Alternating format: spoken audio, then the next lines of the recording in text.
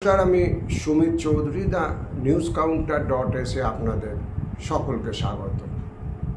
আপনাদের অনেকে আমাকে প্রশ্ন করেন, কখনো ইউটিউবের কমেন্ট সেকশানে অথবা ব্যক্তিগত পরিচিত রাজনৈতিক বন্ধুরা ব্যক্তিগত স্তরেও, যে সিপিআইএম তথা বামপন্থীরা আগামী বিধানসভা নির্বাচনে, যেটা আগামী 1 বছরের মধ্যে হতে চলেছে, সেখানে আদৌ শূন্যের খরা কাটিয়ে উঠতে পারবে কি না, অথবা যদি সত্যি শূন্যের খরা কাটিয়ে ওঠে তাহলে কটা আসনে জিততে পারবে। এই প্রশ্নটার উত্তর আমি দেখছিলাম যে বিভিন্ন ছোট বড় চ্যানেল, পোর্টাল, তারা তাদের মতো করে একটা হিসেব উপস্থিত করছেন। আমি সকলের প্রতি সম্মান জানিয়েই একটা কথা বলছি। আমার রাজনৈতিক জ্ঞান এবং অভিজ্ঞতা যেটুকু বলে, তাতে ইংরাজিতে যে কথাটা আছে যে it is too early to predict, সেই কথাটাই এক্ষেত্রে বলা যেতে পারে। কারণ আমার নিজের হিসেবে আগামী 1 বছর আরও অনেক কিছু ঘটবে। সেটা তৃণমূল শিবিরেও ঘটবে, সেটা বিজেপি শিবিরেও ঘটবে, কংগ্রেস শিবিরেও ঘটবে, এবং অবশ্যই বামপন্থীদের সক্রিয়তা নিরিখেও ঘটবে বলে আমার ধারণা। এবং 1 বছর বাদে যে নির্বাচন, তাতে কি ফলাফল হবে সেটা অনেকটা নির্ভর করছে এই সমস্ত ফ্যাক্টরগুলোর ওপরে। দ্বিতীয় কথা হচ্ছে এটা, পরিস্থিতি কখন কোন দিকে টার্ন নেয় সেটা কারোর পক্ষে বলা মুশকিল, প্রেডিক্ট করা সবসময় নির্ভুলভাবে সম্ভব হয় না। বিশেষ করে রাজনীতির অঙ্ক, যেখানে 2 আর 2 সবসময় 4 হয় না, অনেক সময় 22ও হয়ে যায়। আপনাদের একটু আন্তর্জাতিক যদি একটা সদ্য ঘটে যাওয়া অভিজ্ঞতা আপনাদের সঙ্গে শেয়ার করি। চিলির বামপন্থীরা, তারা গত শতকের শেষ দশকে, অর্থাৎ 90-এর দশক যেটা, সেখানে সংসদীয় শক্তিতে শূন্যে পরিণত হয়েছিলেন। আজকে আমাদের রাজ্যে এখানে বামপন্থীদের যে অবস্থা, কিন্তু 2005 থেকে 2025 অবধি তারা যেভাবে লাগাতার সংগ্রামের রাস্তায় বাউন্স ব্যাক করেন, ফিরে আসেন, মনে রাখবেন রাস্তার লড়াইয়ের মধ্যে দিয়ে বারবার, তাতে এবারের যে চিলির প্রেসিডেন্সিয়াল ইলেকশনের যে প্রাইমারি ইলেকশন হয়েছে, ওদের 2টো পর্যায়ে হয়, সেখানে বামপন্থী প্রার্থী জেনেট যারা 60% ভোট পেয়ে ব্যাক করেছেন। এবং আগামী নভেম্বরে চিলিতে যে মূল পর্বে নির্বাচন হবে, রাষ্ট্রপতি নির্বাচনে, সেখানে ফার রাইটদের সঙ্গে মূল লড়াই হতে চলেছে বামপন্থী প্রার্থী জেনেট যারা, এটা এই মুহূর্তে পরিষ্কার হয়ে গেছে।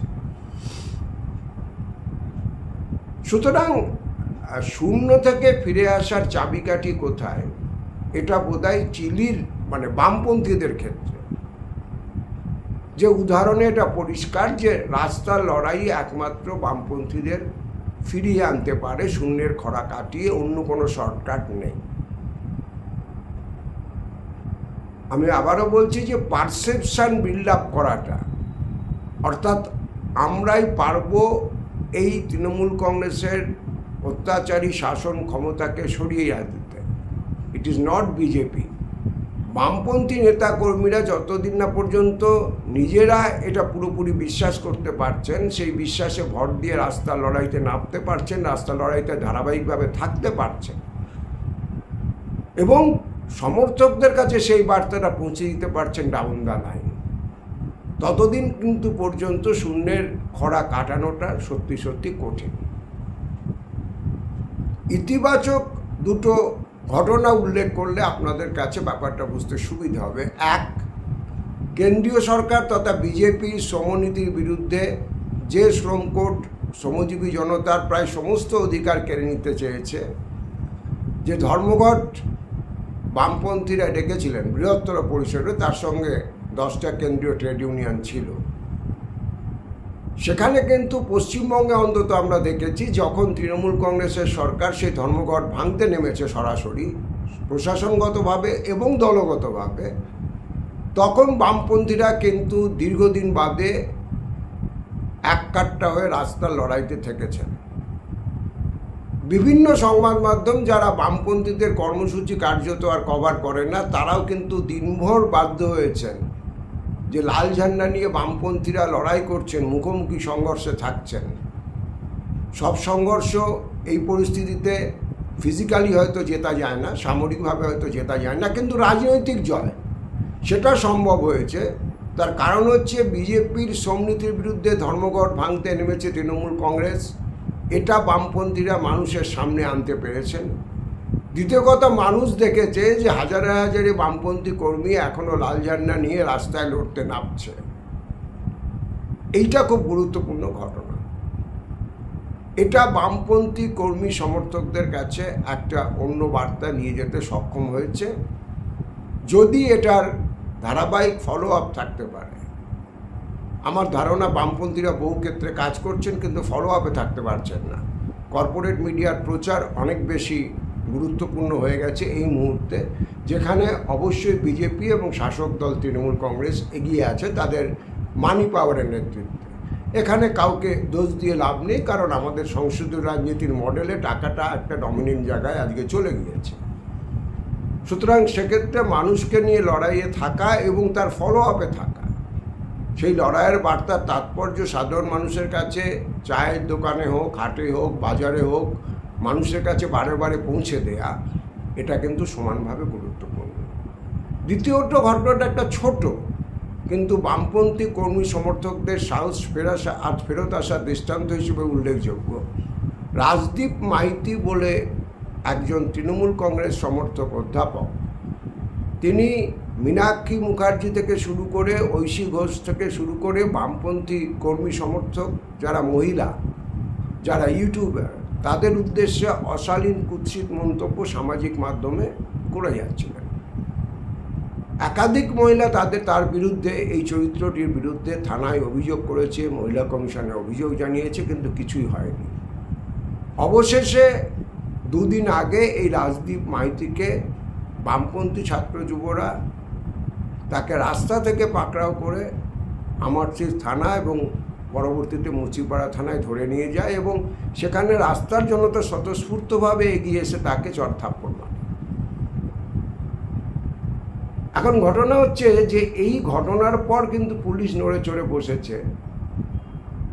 তাকে তৎক্ষণাৎ পুলিশ গ্রেপ্তার করেনি। সম্ভবত আমার ধারণা আমারচির থানা বা মুচিপাড়া থানা তাদের নিজেদের এলাকার ঘটনাগুলো নয় ইত্যাদি বলে, যদিও সাইবার ক্রাইমের ধারায় তারা সেটা লালবাজারে রেফার করতে পারতেন। আমার ধারণা স্থানীয় থানার পুলিশ দায় এড়িয়ে গেছে। কিন্তু যে থানায় অভিযোগ দায়ের করা হয়েছিল তারা কিন্তু অবশেষে নড়ে চড়ে বসেছে এবং রাজদীপ মাইতিকে বামপন্থী ছাত্র যুবরা থানায় ধরে নিয়ে যাওয়ার পর আগে যে সমস্ত থানায় কমপ্লেন জমা পড়েছিল তারা অভিযোগকারিনীদের সঙ্গে নতুন করে যোগাযোগ করতে শুরু করেছে। তার থেকেও বড় কথা, এই যে ঘটনা, অর্থাৎ বামপন্থী ছাত্র যুবরা এইরকম একটা চরিত্রকে কলকাতার প্রকাশ্য রাজপথে পাকড়াও করছে এবং ধরে থানায় নিয়ে যাচ্ছে মানুষকে তার কুকীর্তির কথা বলতে বলতে, এই সাহসটা খুব জরুরি। এই সাহসটা কিন্তু কর্মী সমর্থকদের কাছে একটা নির্দিষ্ট বার্তা দিচ্ছে যে সামাজিক পরিসরে সামাজিক অন্যায়ের ক্ষেত্রেও, বিশেষ করে আজকের যে ঘটনা আরজিকর থেকে শুরু করে কসবা ল কলেজ পর্যন্ত, সেখানে বামপন্থীরা অন্তত চেষ্টা করছেন তাদের ক্ষমতা অনুযায়ী সক্রিয়ভাবে প্রতিরোধ করতে। মানুষ এই বার্তাটার জন্য অপেক্ষা করে। বিজেপি একথা সত্যি যে একটা বিরোধী রাজনীতির পরিসর জুড়ে আছে। এখন ৭৭ সালে যখন দেখুন কংগ্রেসকে বিধানসভা নির্বাচনে পরাস্ত করবার প্রসঙ্গ উঠেছিল, তার আগে লোকসভা নির্বাচনে ৭৭-এ বামপন্থী এবং জনতা পার্টির একসঙ্গে লড়াই করেছিল রাজ্যের ৪২টি আসনে।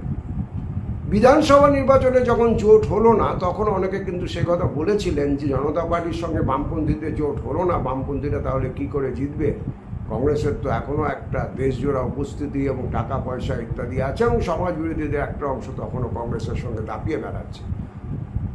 প্রফুল্ল সেন তিনি কোনোভাবেই ৮০টার বেশি আসন বামফ্রন্টকে ছাড়তে রাজি হননি। জ্যোতিবাবুরা মাত্র ১২০টা চেয়েছিলেন গোটা বামফ্রন্টের জন্য, সেটা অন্য ইতিহাস।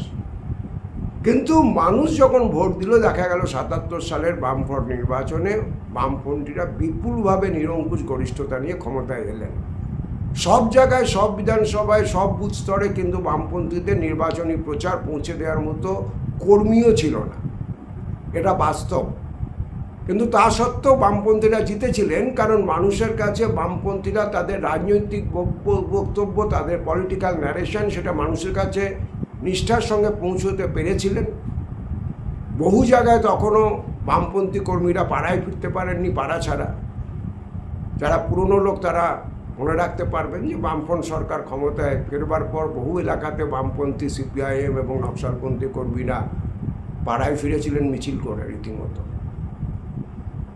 কিন্তু ওই পলিটিক্যাল ন্যারেশন তারা সেট করতে পেরেছিলেন, মানুষের কাছে রাজনৈতিক যে অ্যাসপিরেশন সেটাকে ছুঁতে পেরেছিলেন।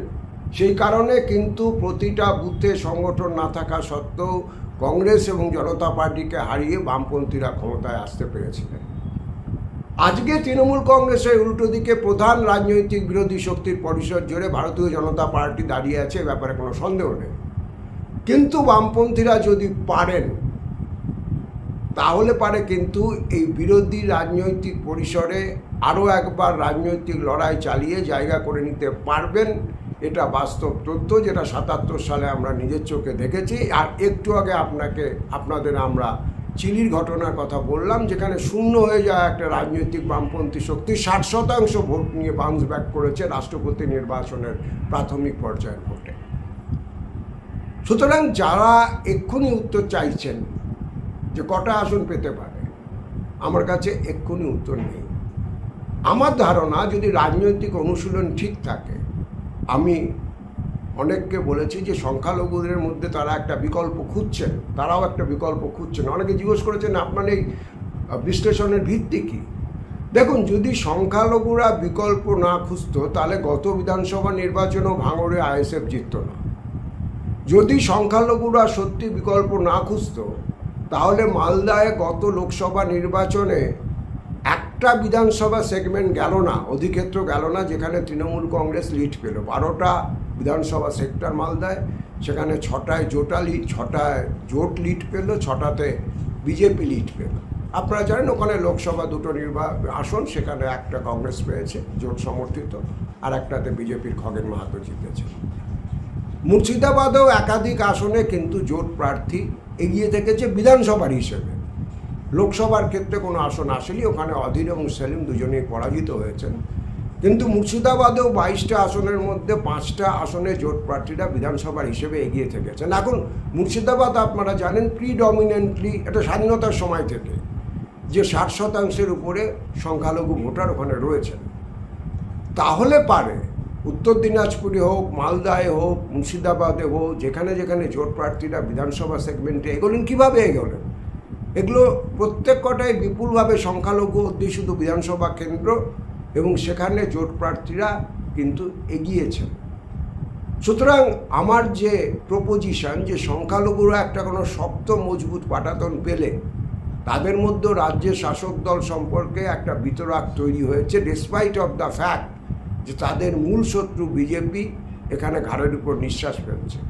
তা সত্ত্বেও বিভিন্ন আঞ্চলিক স্তরের নেতাদের কীর্তিকলাপ এতটাই অসহনীয় হয়ে উঠেছে তাদের কাছে যে তারা যেখানে যদি শক্তিশালী বিকল্প খুঁজে পান যারা বিজেপিকে ঠেকিয়ে তৃণমূলকে হারাতে পারবে, তাকে কিন্তু তারা ভোট দেবেন। তারা সাগরদিঘিতে দিয়েছিলেন, সাগরদিঘির জয়ী কংগ্রেস প্রার্থী বিশ্বাসঘাতকতা করেছেন, কিন্তু মানুষ ভোট দিয়েছিলেন, এটা তো সত্যি কথা। সুতরাং আমার মোদ্দা কথা এই মুহূর্তে এটাই যে পরিস্থিতি আছে,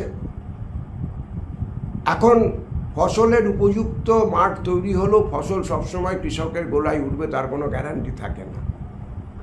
এই গ্যারান্টিটা এনশিওর করতে গেলে বামপন্থীদের লাগাতার রাস্তাতে থাকতে হবে আগামী 1 বছর ধরে, প্রমাণ করতে হবে যে বিরোধী রাজনৈতিক পরিসরে তারাই প্রকৃতপক্ষে 1 নম্বর হিসেবে উঠে রাখার ক্ষমতা রাখে। কারণ সেটিংয়ের উল্টো দিকে যদি প্রকৃত বিরোধী শক্তি হিসেবে কাউকে আনতে হয়, সেটা আমরা এই বার্তা দেওয়ার দায়িত্ব বামপন্থীদের, এবং তারা সেটা লাগাতার মাটি কামড়ে লড়াই চালিয়ে কতটা করতে পারবেন বা পারবেন না তার উপরেই কিন্তু আপনারা যে প্রশ্নটা আমাকে মাঝে মাঝে করেন যে কটা আসন আসতে পারে, এর মধ্যে কিন্তু তার উত্তরটা লুকিয়ে আছে। TheNewsCounter.s এখন এই পর্যন্ত। সকলে ভালো থাকবেন, অবশ্যই দেখা হবে পরবর্তী এপিসোডে।